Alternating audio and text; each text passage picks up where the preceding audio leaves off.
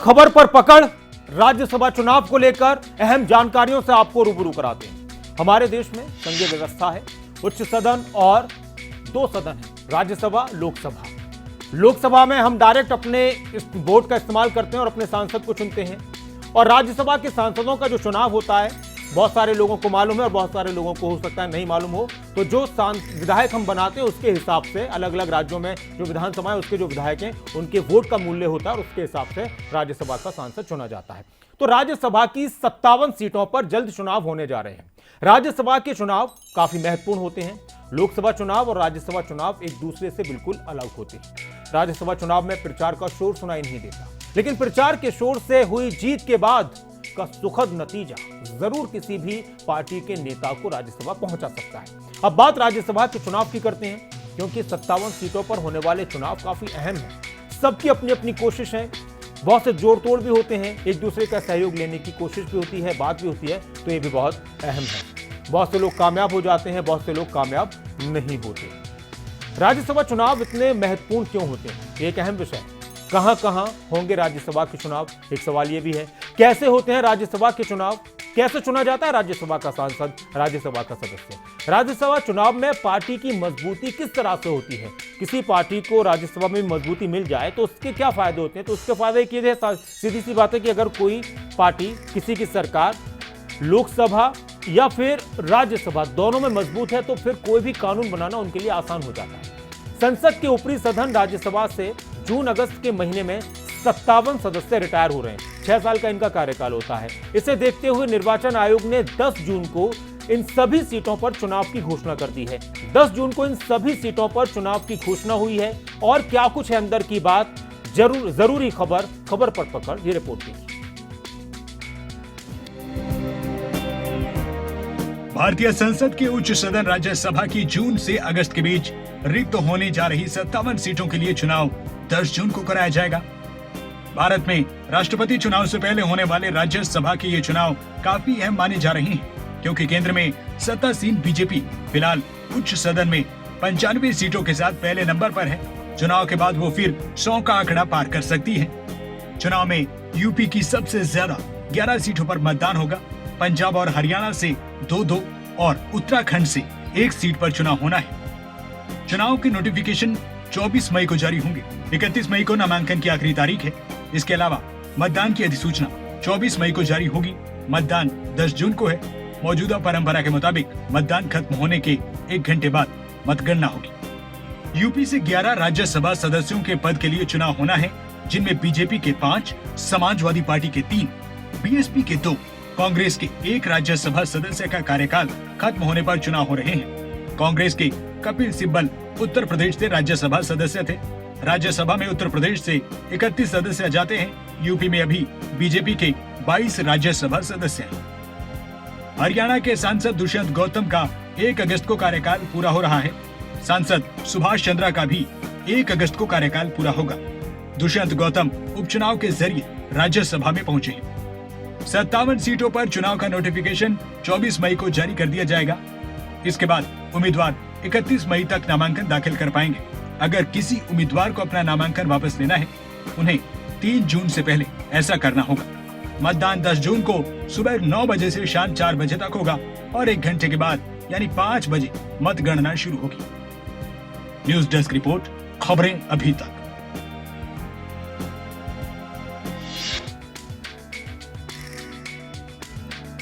तो अब सबकी नजरें राज्यसभा चुनाव पर भी हैं और उसकी कोशिशें, गतिविधियां जल्दी शुरू हो जाएंगी। 11 सीटें उत्तर प्रदेश की हैं, जहां पर चुनाव होने राज्यसभा सीट के लिए, राज्यसभा सदस्यों के लिए 11 सीटें उत्तर प्रदेश की हैं। इसके अलावा अगर बात की जाए तमिलनाडु और महाराष्ट्र की, तो वहां 6 सीटें हैं। हरियाणा की, छत्तीसगढ़, तेलंगाना में 2-2 सीटें हैं। उत्तराखंड पे 1 सीट पर चुनाव होना है और बिहार से 5 सीटें हैं। कर्नाटक और राजस्थान, मध्य प्रदेश से 4-4 सीटें हैं, जहां पर राज्यसभा के लिए चुनाव होना है। अब आपको कुछ और अहम जानकारियों से भी रूबरू कराते हैं जो हम सबके लिए जरूरी है जानना।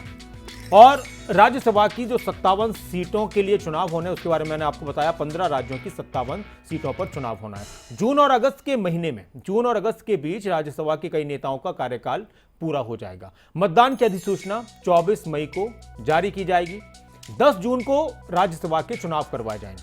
मतदान समाप्त होने के 1 घंटे बाद मतगणना होगी और फिर उसके बाद रिजल्ट सबके सामने आ जाएगा। क्योंकि बहुत बड़े पैमाने पर ये नहीं कि सभी को वोट डालने हैं, हाँ जो हमने वोट डाले हैं उस वोट का फर्क पड़ता है, लेकिन हमें डायरेक्ट राज्यसभा के लिए वोट डालने नहीं पड़ते हैं। इसके अलावा जो कई बड़े नाम है जिनके कार्यकाल खत्म हो रहे हैं, केंद्रीय मंत्री मुख्तार अब्बास नकवी का कार्यकाल पूरा होने जा रहा है, वो सीट खाली होगी। इसके अलावा कांग्रेस नेता अंबिका सोनी की उनका कार्यकाल पूरा होने जा रहा है, वो भी सीट खाली होनी है।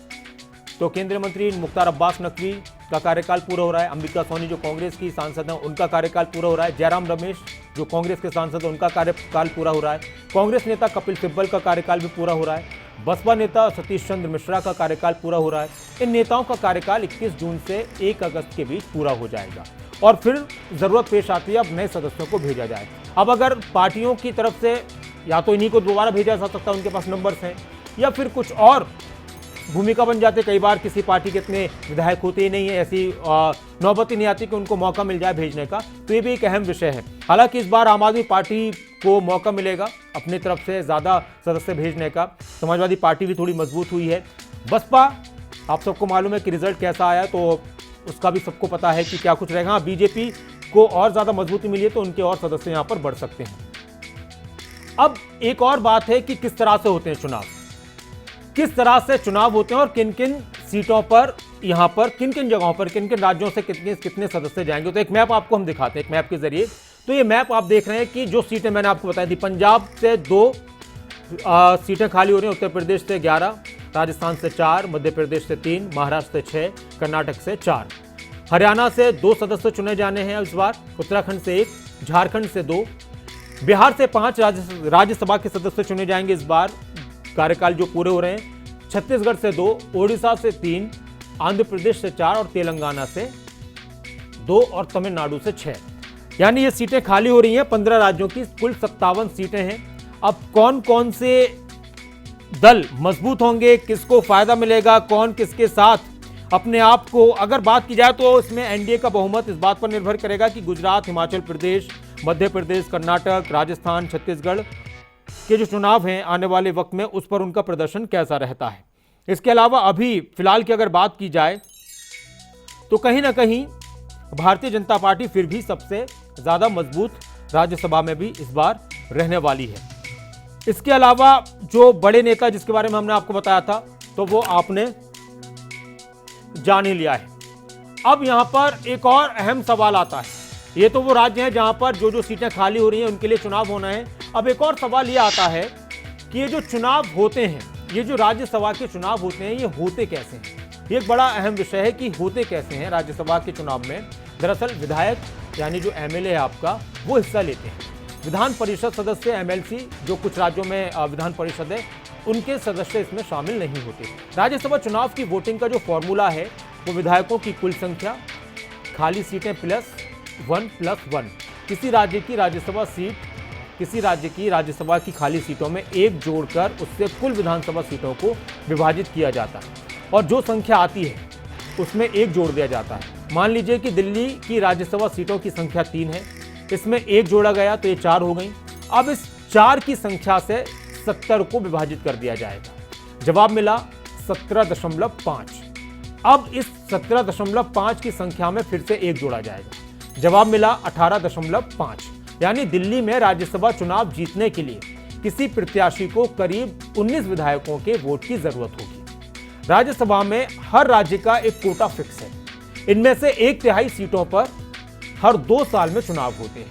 अच्छा, जो वैल्यू निकल कर आती है विधायकों के वोट की, वो लाखों में निकल कर आती है और इस हिसाब से चुनाव होते हैं। अगर एक बार मैं आपको फिर समझाऊं, बहुत अहम जानकारी हम समझने की कोशिश करते हैं कि किस तरह से चुनाव होता है और किस तरह से विधायकों के वोट इस्तेमाल किए जाते हैं, हमारी इसमें क्या भूमिका होती है। तो हमारी भूमिका ये होती है कि भाई हमने वोट डाल दिया, अपना विधायक चुन दिया, अब विधायक राज्यसभा का सदस्य चुनेगा। तो राज्यसभा चुनाव में यानी हमारा जो एमएलए है वो हिस्सा लेते हैं। विधान परिषद जो सदस्य होते हैं यानी एमएलसी होते हैं वो इसमें शामिल नहीं होते।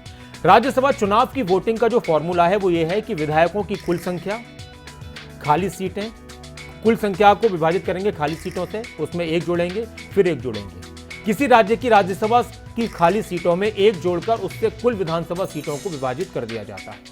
जो संख्या आती है उसमें फिर 1 जोड़ दिया जाता है। मान लीजिए कि मिसाल के तौर पर दिल्ली की राज्यसभा सीटों की संख्या है 3, इनमें 1 जोड़ा गया तो ये हो गई 4। अब इस 4 की संख्या से 70 को विभाजित कर दिया जाएगा, तो फिर रिजल्ट आएगा, उत्तर मिलेगा, जवाब आएगा 17.5।